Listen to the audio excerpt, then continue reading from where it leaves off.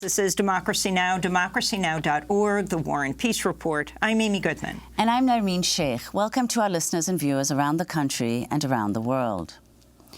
We followed the president's orders. Those were the words of U.S. Ambassador Gordon Sondland Wednesday as he told lawmakers that he helped pressure the Ukrainian government to investigate Joe Biden and his son Hunter. Sondland acknowledged there was a quid pro quo tying U.S. military aid to Ukraine with Ukraine's announcement of a probe into the Bidens. Sondland also said Secretary of State Mike Pompeo and Vice President Mike Pence were aware of the campaign. Sondland testified the officials knew that President Trump conditioned the release of nearly $400 million in U.S. military aid and an Oval Office meeting with the Ukrainian president on a statement about the Bidens. This is part of Ambassador Sondland's opening testimony Wednesday. First, Secretary Perry, Ambassador Volker, and I worked with Mr. Rudy Giuliani on Ukraine matters at the express direction of the President of the United States. We did not want to work with Mr. Giuliani. Simply put, we were playing the hand we were dealt. We all understood that if we refused to work with Mr. Giuliani, we would lose a very important opportunity to cement relations between the United States and Ukraine. So we followed the President's orders. Second, although we disagreed with the need to involve Mr. Giuliani, at the time we did not believe that his role was improper. Third, let me say, precisely because we did not think that we were engaging in improper behavior, we made every effort to ensure that the relevant decision makers at the National Security Council and the State Department knew the important details of our efforts. The suggestion that we were engaged in some irregular or rogue diplomacy is absolutely false.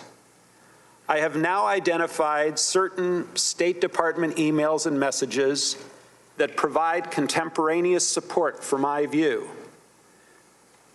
These emails show that the leadership of the State Department, the National Security Council, and the White House were all informed about the Ukraine efforts from May 23, 2019, until the security aid was released on September 11, 2019. I will quote from some of those messages with you shortly. Fourth, as I testified previously, Mr. Giuliani's requests were a quid pro quo for arranging a White House visit for President Zelensky.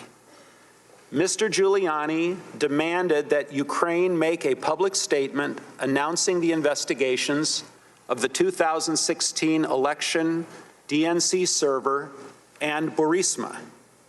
Mr. Giuliani was expressing the desires of the President of the United States, and we knew these investigations were important to the President.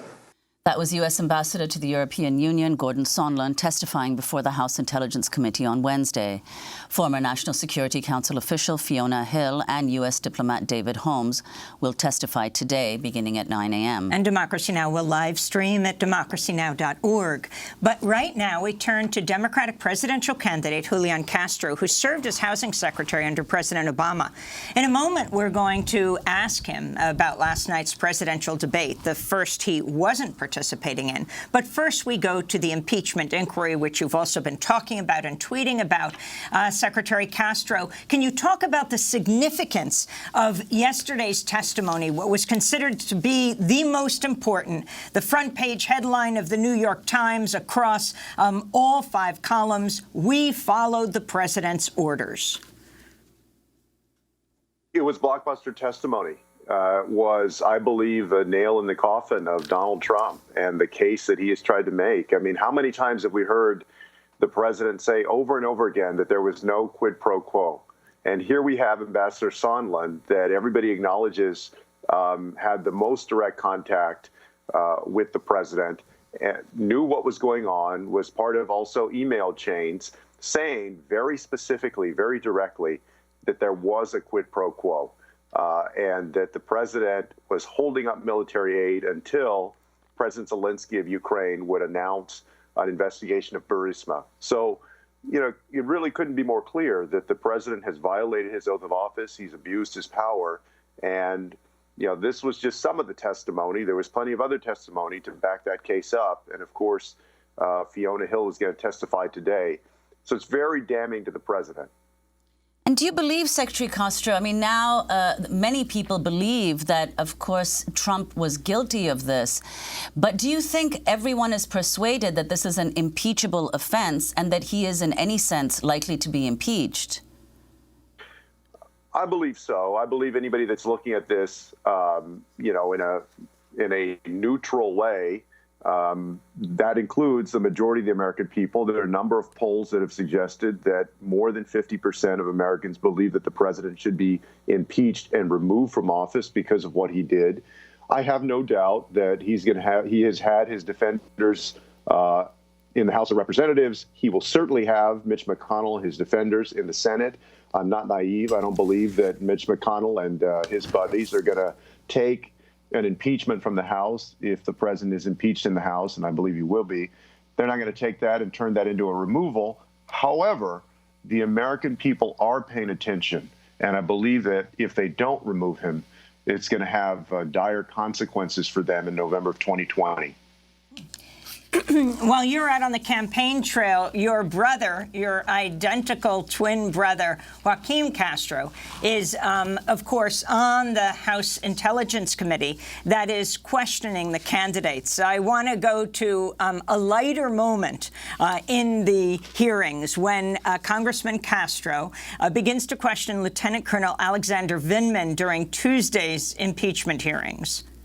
Colonel Vindman, thank you for your service, and it's great to talk to a fellow identical twin. I hope that your brother's nicer to you than mine is to me. Doesn't make you grow a beard. That's Congressman Joaquin Castro. Secretary Julián Castro, do you care to defend yourself? No, you know, well, I said on Twitter that if I'd known it was going to look that bad on him, I wouldn't have suggested it. No, I sent my brother a text yesterday, I think before he asked his questions, just telling him to make sure that he didn't look rumpled on TV, that everybody is watching. But actually, I'm very proud of Joaquin. This is his fourth term representing the 20th Congressional District of Texas. For those who have been watching the impeachment hearings, he's had excellent questions, including yesterday. I think he used some of the footage of Chief of Staff Mick Mulvaney talking, basically admitting before Ambassador Sondland said it on the record, admitting that there was a quid pro quo. So he's doing a great job, and so are all of the Democrats on that committee. I mean, they're trying to get at the truth, unlike, unfortunately, what we see on the other side with people like Representative Jordan and Representative Nunez, who are living in another world. So I wanted to turn now from the impeachment hearings to the debate, the fifth Democratic presidential candidate debate that was held last night. It was the first one that you were not a part of. Can you explain why you were not invited to be part of this 10?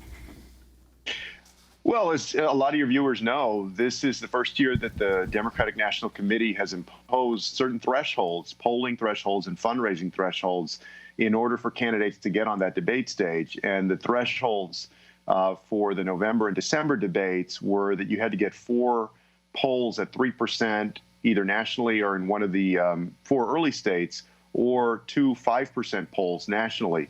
And, you know, we did not hit those thresholds.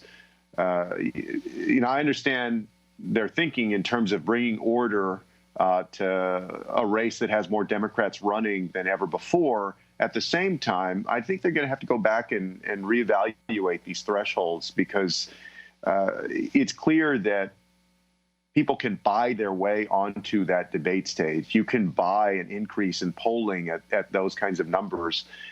Polling itself, when you're dealing in those kinds of numbers, is not that precise. All of that, 2%, 3%, 4%, is within the margin of error. And on top of that, I question whether when we get to November, December, you're right near the Iowa caucus, whether they should have kept increasing the threshold in the first place.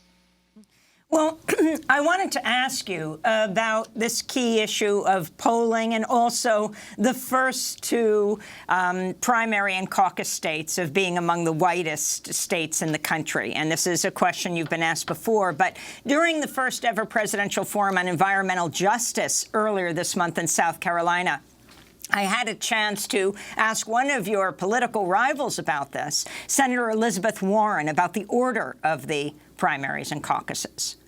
Senator Warren, just 30 seconds left. But speaking about racial injustice, do you think the order of the primary states should change? You have Iowa and New Hampshire. Wait, let me just, before you finish, are you actually going to ask me to sit here and criticize Iowa and New Hampshire? No, I'm asking about the order. No, that is what Iowa and New Hampshire let me are all just about. ask, they're two of the whitest states in the country. And then we move to South Carolina with a very significant population of people of color.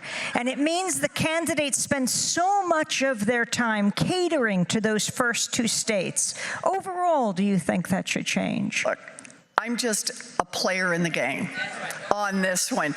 And I am delighted to be in South Carolina. Thank you. Thank you so much. That was Senator Elizabeth Warren's comment. And of course, candidates do not want to disparage states or talk about changing order when this is the key states. A number of candidates drop out after these first two primaries and caucuses. And in the lead-up, the longest lead-up in history of a presidential, pre-primary season, these candidates, and I'm sure including you, Secretary Castro, go endlessly to these two states, going to so many different areas, addressing their concerns. Can you talk about whether you see this as a major problem?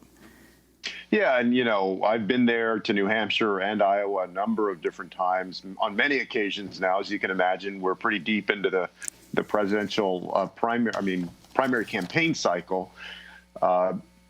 And the people are wonderful. I've said I've been pleased with the way that we've been received. Everybody has been very nice. But, Amy, you're correct in the concerns that you raised in that forum, which is that these two states, Iowa and New Hampshire, simply do not reflect the diversity of the Democratic Party or of the United States. And Iowa has been the first to vote since 1972. And our country has changed a lot. Our party has changed a lot since 1972. Further, the Democratic Party justifiably has pressed the case against Republicans for trying to suppress the votes of people of color in different ways, whether voter ID or gerrymandering or throwing people off the rolls or closing early voting polls on Sundays when there's a greater proportion of African Americans that go to vote in Souls to the Polls drives across the country. So we should do that. But we can't just do that and then turn around and start our primary process, our nominating process for president in two states that hardly have any black people, hardly have any people of color, that does not reflect the values that we say we espouse. And my point has been, I understand the tradition, but look, it's a different day and age. And we need to have the DNC change that primary ordering process and give other states an opportunity to go first. Well, Secretary Castro, I want to ask you about the discrepancy in funding between white and other candidates who are running for the nomination. Earlier this month, Axios ran a piece titled "The Racial Wealth Gap Among 2020 Democrats." It revealed, quote, the leading white candidates in the Democratic presidential primary combined have nearly 4 times as much cash on hand as all 5 non-white candidates. Secretary Castro.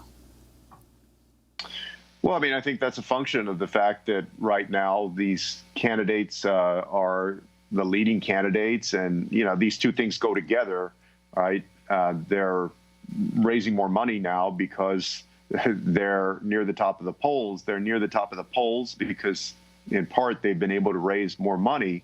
I think that, one of the biggest challenges of the 2020 cycle for some of us who are running is that right now, for a decent percentage of the voters, and certainly there's a mainstream media narrative that's been created, and this mainstream media narrative is that it's going to take a certain type of candidate that can appeal specifically to a white Midwestern voter, that's what's going to beat Donald Trump. And because of that, I think that folks are gravitating towards certain types of candidates. My point all along has been that if we want to win this election, we actually have to electrify that Obama coalition, a diverse coalition of people of different backgrounds, working class people, young and old, from every part of the country. That's how we're going to win. We're not going to win if we believe that we only have to, or we can just appeal to one certain type of voter in one part of the country. If we do that, we're actually risking giving the election back to Donald Trump. Because if our nominee can't appeal to a whole cross-section of voters, yeah, you may increase your share of voters in one part of the country, of one profile, but you're going to lose a lot of people in other places, and you're going to lose the election. As we wrap up, Julián Castro, do you think the primary order should change? Is there any reason that this should continue as it is? We interviewed the head of the Democratic Party in Texas, Gilberto Hinojosa, and he said he can't get the candidates down for forums in Texas, a major state in the United States, far larger than the first two primary states, and of course a majority-minority state, but they're too busy in Iowa and New Hampshire. Oh, of course that order should change. And I've made that point very clearly and bluntly. And you know what? I believe that there are a lot of people in Iowa and New Hampshire that appreciate a candidate telling the truth. And I would say to them, look, I just told you the truth about what we need to do. And I was in Iowa when I did it. I'll tell you the truth now. And if I'm elected president, I'm going to tell you the truth when I'm president. And we need to change the order of those states to reflect the diversity of our country and of the Democratic Party. Julián Castro, I want to thank you for being with us. 2020 Democratic presidential candidate, served as Secretary of Housing and Urban Development from 2014 to 2017. Are you staying in the race? I am. I'm working and fighting through Iowa, and all throughout this campaign, we've been speaking up for the most marginalized, people that are often forgotten, the poor, and I'm going to keep doing that. Thanks so much. When we come back, we will be joined by a round table of people to talk about what was raised and wasn't raised in last night's 5th Democratic presidential primary debate. It was held in Atlanta, Georgia. Stay with us.